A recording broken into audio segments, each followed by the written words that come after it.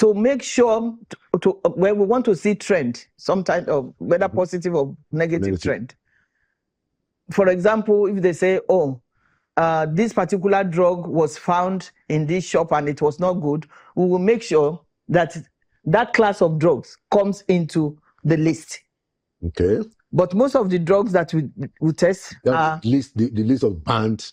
No, not banned. These are drugs that are in the markets, registered, so, you know, that are already registered. But we want to make sure that there is no change after the registration. Okay, I see your point. Because, you know, when we register a product, it's 5 years validity. Yeah. It stays in the market for 5 years. You want to be sure that those 5 years, they have not changed. Fidelity to the... Exactly. Right. That's post-marketing surveillance. So we use that scheme. The scheme that has never been used in Nigeria is to go to open markets. The big ones. The big ones. And declare war.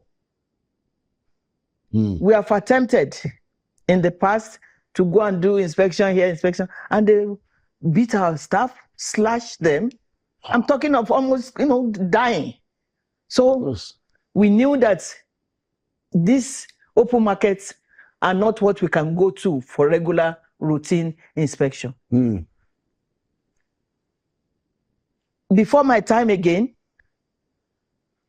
the Ministry of Health had agreed, or they've decided, or made a policy that all the open marketers must go to coordinated wholesale centers. Okay. Like a drug mall. Right. Where Pharmacy Council of Nigeria that inspect the site, where NAFDAC that inspects the quality, and police will be located. So that mall will have the offices of NAFDAC, PCN, and police. Kano was the first to build the mall, Kanawa Center in Kano. Was it built by the state? Or? It was built, I believe, it's a joint PPP. So, okay, yeah. Right. It's like going to a mall, but it's only drugs that they sell. Okay. There. And our offices are on the first floor, second floor, whatever. But what did we do there? February 16, 2024, Justice Ameboda decided that... Justice?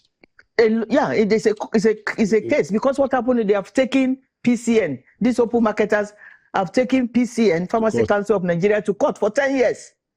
This was before you came? Before my time, before my time. But the case was still on when I got here. So the case was then decided, or Justice Ameboda then decided that these people must be forced to relocate to the coordinated wholesale center. And they resisted again. So it was because of, I don't know what to use, the transforming judgment or transformative judgment that this judge made that started changing things for us. For good? Yes, for good. Okay. When was that? This was February 16 in Kano. In what year? 2024. 2024, okay. Yes. So if he told them that you have to go to the coordinated wholesale center, Kano was the only one that's built that center that time. Okay, but now how many of such centers do we now have across the country? We're supposed to have 4, but Kano was the first. Okay. Lagos is building their own now. Good. Onitsha is trying to, Governor Soludo is making sure that one is built. And then Aba is the 4th one. They've not started, but I believe they will start. Okay. Because I know that you have a lot to say, and, I also have a lot. So I want us to frame the thing. So you said that in some instances where NAFDAC agents went to the open market, they were beaten, even slashed. Can you give us, an example of where that happened? And how is it that, in your own estimation, how do they get that kind of audacity? Oh, this is a cabal. This is a money-driven cabal. So they are thoroughly organized? Very, very organized. It's a $1 trillion cabal, if not dollar, I don't know. Across the country or in those big open markets. Onitsha, Bridgehead, Aba, Idumota, and Kano. It was what we then found in Kano. because they were forced to go, so we couldn't inspect them before we relocated them forcefully.